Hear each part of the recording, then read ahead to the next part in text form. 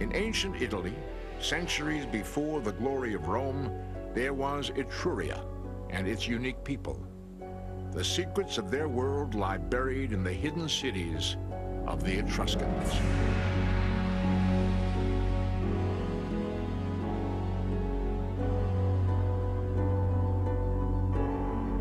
When I was a student, there was a camp, the strongest camp was that they came, ready-made Etruscans from the near Middle East, possibly from the area of central western Turkey.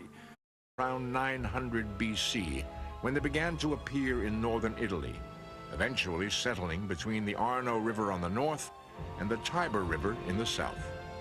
Etruria consisted of 12 city-states which lasted about 500 years.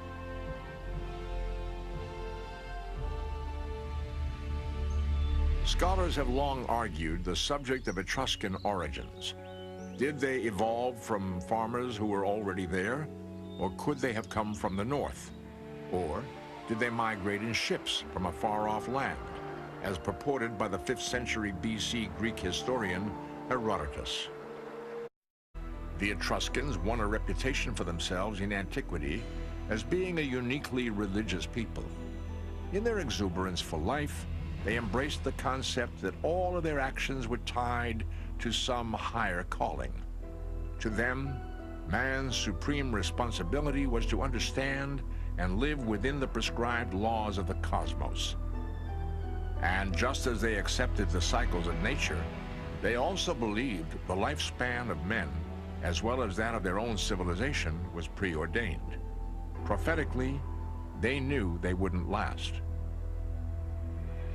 Tied in with their belief that the gods controlled destiny, the Etruscans were deeply involved with the art of prophecy.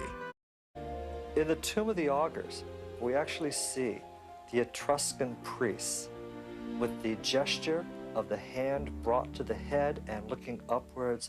Very likely they are looking to the flight of birds in order. Prophecy was the aspect of Etruscan religion that was most readily integrated into Roman mysticism. It is due to the Romans adopting this ritual that knowledge of it has come down to us.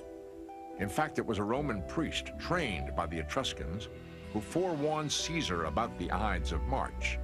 And yet, Caesar could do nothing, as his fate had been sealed. They were also known as a people with a taste for violence and barbarity. It is believed these stone channels carried blood during the high priest's rituals of human sacrifice. Why did they do this? Scholars may only guess. In the 6th century BC, it was culturally sophisticated and economically and politically powerful. The city of Tarquinia was the crown jewel of Etruria.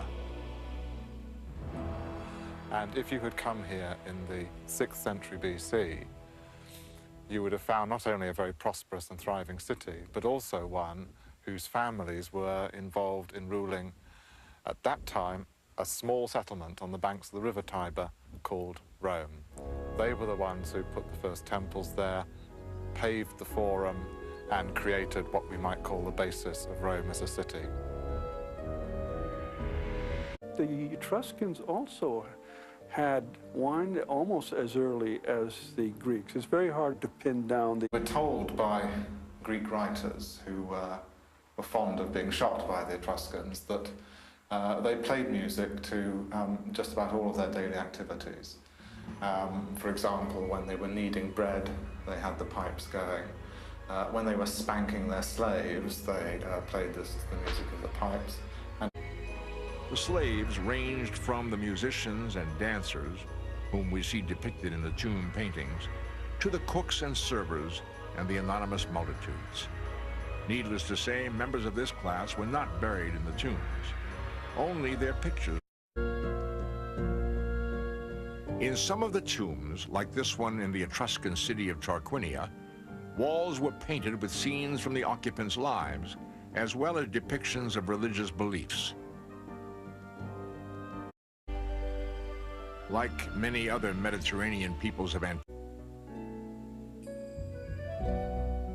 Death to the Etruscans was a pleasant Etruscans must have been entertained by the depiction of sexuality, as exemplified by two paintings. archaic innocence, accepting life, knowing all about it, and feeling the meaning, a symbolic meaning quite distinct from a moral meaning. Some actions the man-faced bull accepts calmly. Against other actions, he charges with lowered horns. It is not judgment.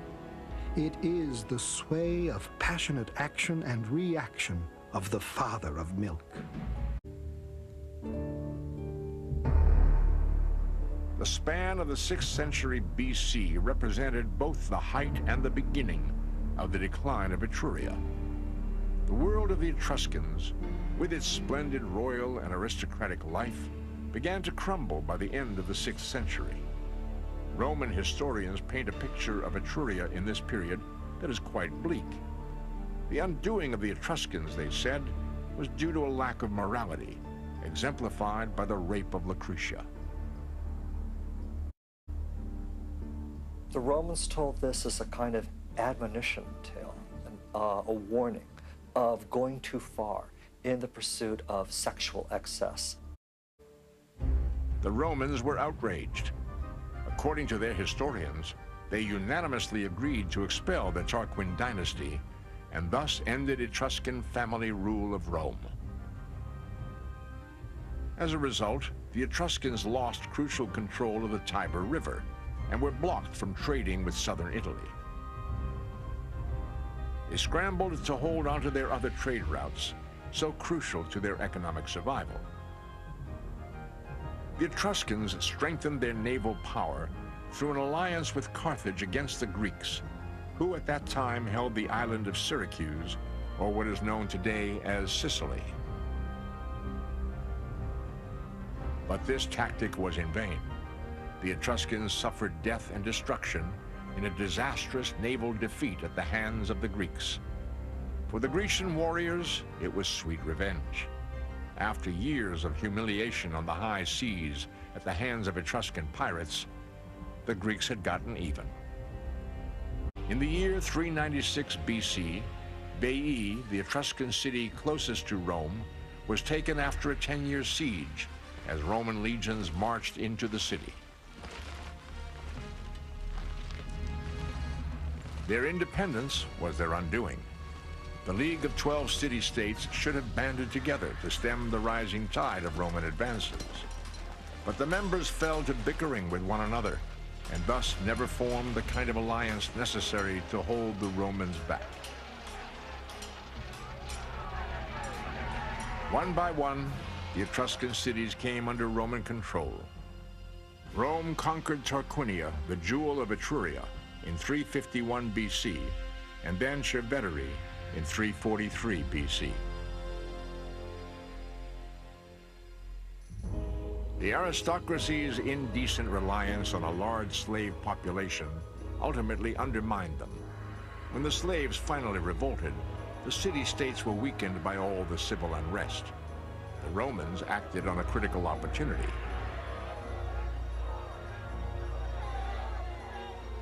With the absorption of the Etruscans into the Roman culture, their religion, customs, and language fell into disuse. They became Romanized and took on the more acceptable mode of communication, Latin. As the centuries passed, the Etruscans all but disappeared, but their legacy is not to be minimized. Brief inscriptions surviving the centuries offer a few insights. Though written in an alphabet mostly borrowed from the Greeks, the language itself has yet to be decoded. Their Bucero pottery, black with embossed details, has also defied duplication. Into the games, wealthy Etruscans enjoyed competition only as spectators. That's because the games were usually played to the death, ironically as entertainment at funerals.